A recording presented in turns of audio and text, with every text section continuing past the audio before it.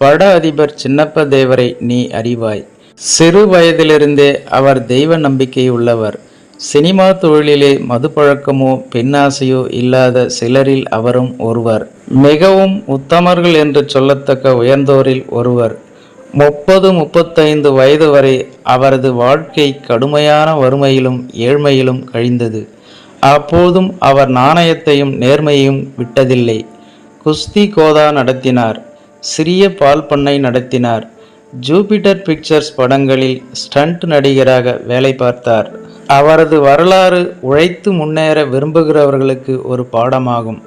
அந்த நேரத்தில் ஒரு வெற்றிலைப்பாக்கு கடையில் அவருக்கு 6 ரூபாய் வரை கடனாகிவிட்டது. கடைக்காரன் அவர் கழுத்தில் துண்டை போட்டு முறுக்கினான். அந்த கடை இருக்கும் பக்கமே போக முடியாதபடி அவதிப்பட்டார். அடிக்கடி கோவைக்கு 10 மைலுக்கு அப்பால் இருக்கும் மருதமலைக்கு